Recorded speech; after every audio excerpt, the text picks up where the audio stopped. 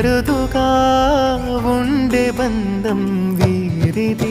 ఈ తమ్ముడే తన అక్క కమ్మై లాలించే లాలించే, అక్కకే తను కన్న తండ్రై పాలించే పాలించే.